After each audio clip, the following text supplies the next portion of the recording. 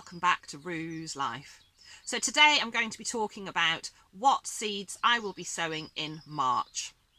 And for me, March is really when things start to get going. So I like to get a few things started in February, but obviously we have to be careful with the weather and also projecting ahead. There's no point having these amazing seedlings if the weather outside and in your beds and where you intend to get them is not going to be suitable. So regardless of the fact that I'm starting things off, some people are starting them off on windowsills and in the house or in little grow houses or with heat. I don't use lights or heat, but I do start things off in the polytunnel, and also they're sort of doubly protected because I have the little propagators and then the polytunnel.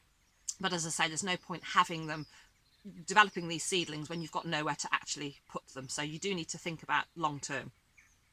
So first of all, I just want to say a massive thank you to Sue, who's one of my lovely subscribers, so generously sending me a whole load of seeds which she wasn't going to use. So thank you so much, Sue, for sending those to me. I really am super grateful. There's so many in here, it's quite exciting. Thank you. She was very generously got in touch with me with a list of seeds that she wasn't going to sow and asked me did I want any. So thank you for those.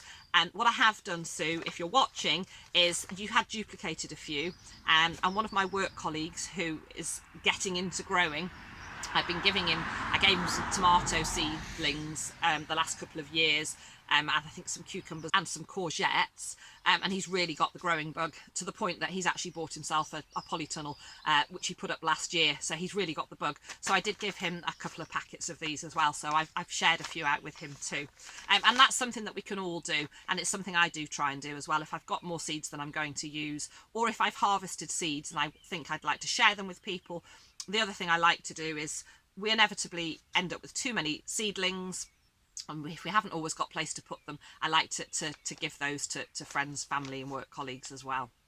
So thank you so much, Sue, for these.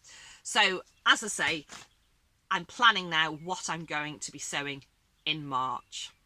So I've got my little book, I've got my seed tin, and I've also got my packet of seeds that came from Sue. And my system, which I think I've shown you before, is I have two cardboard boxes as well. In one box I have vegetable seeds and in the other I have flower seeds. And then each month I go through those boxes, I use my lists, and I put into this tin the seeds that I'm going to be sowing for that month. And then anything I don't sow, because obviously some have a window, so it could be February, March, April, I will leave in here until the point at which I do sow them, or anything I want to be sowing successionally, so I want to do a few lots of them. This tin's getting so full I'm actually having to close it with an elastic band. So what am I going to be sowing in March? I've got a couple of lists. So I've got my seed potatoes, which I talked about in a previous video, so I will be starting some of my earlies. I will also be sowing some sweet corn, some spinach, some more sweet peas, some more peas, some more carrots, some calendula, some poppy and some sunflower. I have got my rhubarb going outside, which I started from seed, but I'm going to sow some more rhubarb seeds. So I've got more rhubarb going because we do love it. I'm going to get the Swiss chard going. I'm actually going to bite the bullet this year and do some brassicas. I have got some netting and I'm going to have a go. I've got some purple sprouting broccoli and some all the year round cauliflower, so I'm going to have a go at those. As I say, I've not been successful in the past, but I really want to have a bash, and I'm also considering some Brussels sprouts because I really love Christmas Day. All the vegetables are homegrown, but the only things I don't grow are Brussels sprouts, so it would be absolutely amazing to actually have some homegrown Brussels sprouts for Christmas. So I only achieved it once many years ago, and I'm going to put my poor experiences behind me and I'm going to have another go. I'm going to rise to the challenge. So I'm also going to sow some basil, some cucumber. I'm going to start my tomato seeds, a couple of the varieties I will start in March, but then I'll wait till April perhaps to get the others going. I'm going to start some parsley. I have some plain leaved parsley and some flat leaved parsley, which I have been growing in the bed next to the woodshed, but I want to get some more going. I'm going to get some more bellotto beans going, some runner beans. I have some garlic chives, which I'm going to start. I've got some celery seeds, and I'm going to start my chilies. I'm just going to check this list because there may be some on that I haven't already mentioned. I'm going to have a go at kale.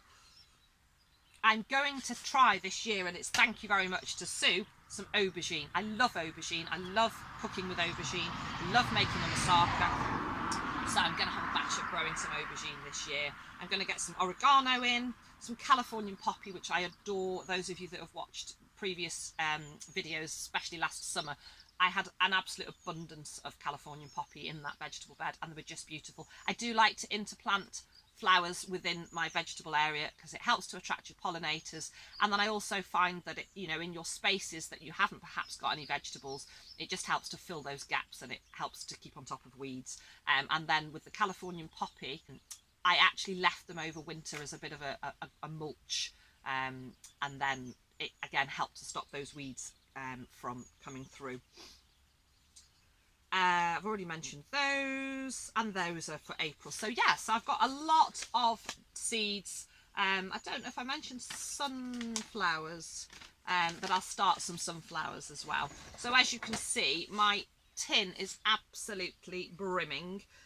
Some are saved seeds that I've saved myself. Some are saved seeds that my sister has sent to me. Some are bought. Nick, I've actually still got some of your, if you're watching from Nick's allotment diary, I've still got some of your sunflower seeds, so I will pop some of those in again this year.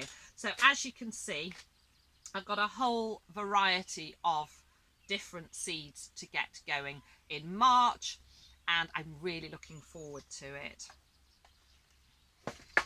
So the stuff I've already sown, I've got a little bit of germination on some of them. It's early days with the others, but I'm really starting to look forward to everywhere starting to be lush and green and productive, because spring is definitely on its way.